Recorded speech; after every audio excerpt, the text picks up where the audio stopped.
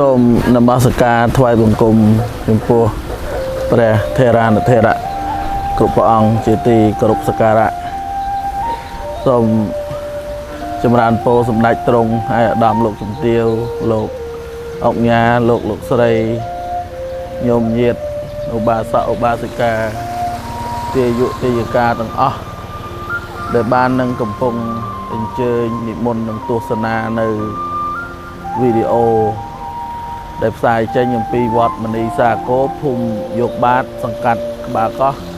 ខណ្ឌច្បារអំពៅរាជធានីភ្នំពេញ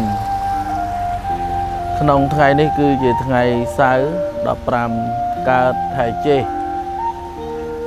ឆ្នាំថោះបញ្ញស័កពុទ្ធសករាជ2567វេលាម៉ោងប្រហែលជាម៉ោង5ថ្ងៃនេះសពមួយដងវត្តមនីសាគរតែងរៀបចំនឹងហែប្រទីបបូជាចំពោះព្រះរតនត្រ័យតែអខានទៅវិញដោយសារតែមេឃនោះភ្លៀងហើយវត្តមនីសាគរនេះឲ្យទៅថាមេឃភ្លៀងគឺទឹកលិចជាប្រចាំទឹកលិចត្រឹមហ្នឹងញោមលិចនោះលិចដល់នោះទៀតលិចដល់កន្លែងចិត្តដល់ព្រះអង្គសម្ដែងធម្មចក្រព្រះអង្គសម្ដែងបរិមោកនៅខាងមុខសាលាបាលីញោមញោមមើលណាទឹកលិចនេះគឺដោយសារមេឃភ្លៀងឲ្យតែមានមេឃភ្លៀងគឺទឹកលិចញោមញាតឲ្យតែមានមេឃភ្លៀងគឺទឹកលិចណាជាប្រចាំចឹងតែម្ដងណាដូច្នេះសូមប្រកាសណាញាតិញោមពុទ្ធបរិស័ទក៏បានជ្រាបនៅទស្សនាទឹកលិចវត្តមនីលិចខ្លាំងនេះលិចខ្លាំងមែនទែននេះដូចភ្លៀងខ្លាំងមែនទែនអ៊ំខ្លាំងដូចខ្លាំងជាងរាល់ដងដែលស្វាយជ្រុះបូមណាអ៊ំណោះបូមទៅតម្លាក់ទៅនោះហីហ្នឹងហើយយើងមានម៉ូទ័រយើងតាហៅសវេតមួយទៀតមកណា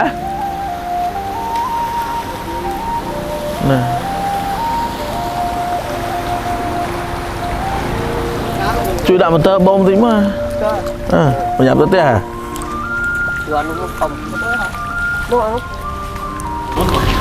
ណាអញ្ចឹងតពីនេះទៅមុខមានតែ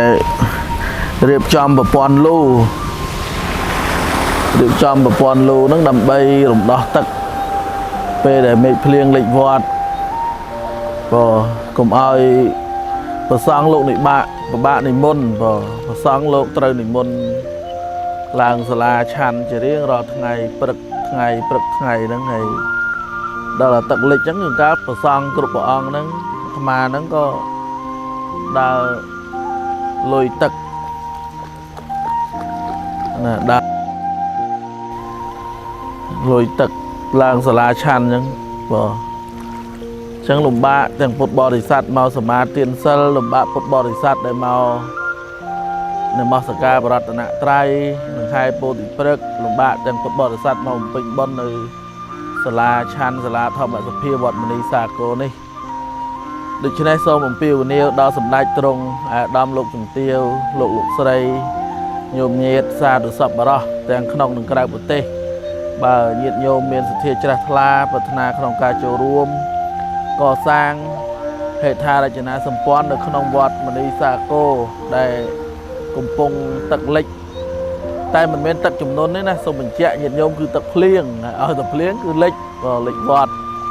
ឲ្យតែភ្លៀងគឺលិចវត្តអញ្ចឹងត្រូវការលូដើម្បីរៀបចំរំដោះទឹកហ្នឹងក្នុងមួយកង់1ម៉ែត្រមួយកង់ហ្នឹងលូហ្នឹងគឺគេយកតម្លៃ$70អញ្ចឹងត្រូវធ្វើដើម្បីរំដោះទឹកពេលដែលលិចទៅគឺថារំដោះទឹកហ្នឹងចេញពីវត្តដើម្បីងាយស្រួលដល់កិច្ចការងារបំពេញបុណ្យកុសលនិងការធ្វើដំណើរទៅមករបស់ព្រះភិក្ខុសង្ឃនិងសាមណេរញោមញាតិទាំងឡាយទៀតណាដូច្នេះសូមពុទ្ធបរិស័ទទាំងអស់ លោកអ្នកមានចិត្តបន់ប្រាថ្នាក្នុងការចូលរួម ហេដ្ឋារចនាសម្ព័ន្ធនៅក្នុងវត្តមនីសាគរដែលព្រះសង្ឃកំពុងសិក្សានៅពុទ្ធិកអនុវិទ្យាល័យមនីសាគរនេះមានព្រះសង្ឃ2ថ្នាក់ដោយសប្តាហ៍ថ្ងៃនេះព្រះសង្ឃសិក្សាអនុវិទ្យាល័យនឹងមាន2ថ្នាក់មានចំនួន50អង្គបាទនិងបឋមផងបាទដូច្នេះសូមញាតិញោមមានសទ្ធាជ្រះថ្លាប្រាថ្នាក្នុងការចូលរួមញាតិញោមអាចចូលរួមបានតាមរយៈលេខទូរស័ព្ទរបស់ខ្ញុំកណ្ណាដែលមាននៅលើចុចអេក្រង់ឬក៏បើសិនជាញាតិញោមពុទ្ធបរិស័ទប្រាថ្នា